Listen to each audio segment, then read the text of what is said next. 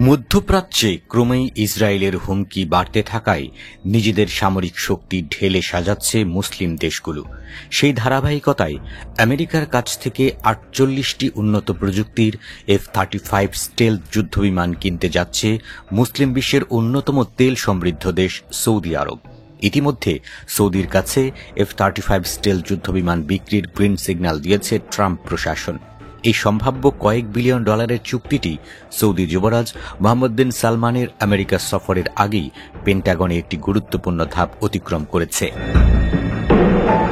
মধ্যপ্রাচ্য ভিত্তিক গণমাধ্যম AL মনিটরের প্রতিবেদন বলছে ৪৮টি উন্নতমানের F-35 স্টেলথ যুদ্ধবিমান কিনতে সরাসরি মার্কিন প্রেসিডেন্ট ডোনাল্ড ট্রাম্পের কাছে আবেদন করেছিল সৌদি আরব। সেই আবেদন অনুযায়ী সৌদির কাছে যুদ্ধবিমানগুলো বিক্রির বিবেচনা করছে মার্কিন প্রতিরক্ষা দপ্তর পেন্টাগন। দুই মার্কিন কর্মকর্তার বরাত দিয়ে AL মনিটর জানায়, অবশ্য সৌদির কাছে F-35 স্টেলথ যুদ্ধবিমান বিক্রির বিষয়ে এখনও চূড়ান্ত সিদ্ধান্ত নেয়নি পেন্টাগন। কারণ বিক্রির আগে মার্কিন মন্ত্রিসভার পর্যায়ে অনুমোদন, প্রেসিডেন্টের স্বাক্ষর এবং মার্কিন কংগ্রেসে আনুষ্ঠানিকভাবে জানানো সহ আরও কয়েকটি ধাপ বাকি রয়েছে। এই ধাপগুলো পেরোলেই আমেরিকার কাছ থেকে F-35 স্টেলথ যুদ্ধবিমান পাবে সৌদি। এই সম্ভাব্য চুক্তি নিয়ে কয়েক মাস ধরে কাজ করেছে পেন্টাগনের নীতি বিষয়ক বিভাগ। বিষয়টি এখন প্রতিরক্ষা সচিব পর্যায়ে পৌঁছেছে। অবশ্য সৌদির কাছে সম্ভাব্য F-35 স্টেলথ যুদ্ধবিমান বিক্রির বিষয়ে এখনও কোনো মন্তব্য করেনি পেন্টাগন, হোয়াইট হাউস ও স্টেট ডিপার্টমেন্ট। F-35 স্টেলথ যুদ্ধবিমান নির্মাতা প্রতিষ্ঠান লকহিড মার্টিন বলেছে, এই ধরনের সামরিক সরঞ্জাম বিক্রির সিদ্ধান্ত নেয় মার্কিন সরকার, তাই পুরো বিষয়টি তারাই দেখভাল করছে। ইতিহাস বলছে, আমেরিকা মধ্যপ্রাচ্যে এমনভাবে অস্ত্র বিক্রি করে যাতে ইসরায়েল অন্য আরব দেশগুলোর তুলনায় উন্নত মার্কিন অস্ত্র পায়।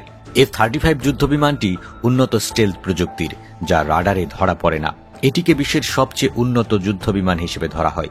ইসরায়েল প্রায় এক দশক ধরে এটি ব্যবহার করছে। ইসরায়েল এখন পর্যন্ত মধ্যপ্রাচ্যের একমাত্র দেশ যার কাছে এই যুদ্ধবিমান আছে। এদিকে আমেরিকার কাছ থেকে সবচেয়ে বড় অস্ত্রের ক্রেতা হল সৌদি আরব। এই বিমানটি পেতে বহু বছর ধরে চেষ্টা চালাচ্ছে তারা। অবশ্য F-35 যুদ্ধবিমান বিক্রির বিষয়টি আমেরিকার বৃহত্তর কূটনীতির অংশ। একসময় বাইডেন প্রশাসনও সৌদি আরবকে F-35 যুদ্ধবিমান দেওয়ার বিষয়টি বিবেচনা করেছিল, তবে সেই আলোচনা শেষ পর্যন্ত থেমে যায়। অবশ্য ট্রাম্প পুনরায় ক্ষমতায় আসার পর থেকে কপাল খুলেছে সৌদির।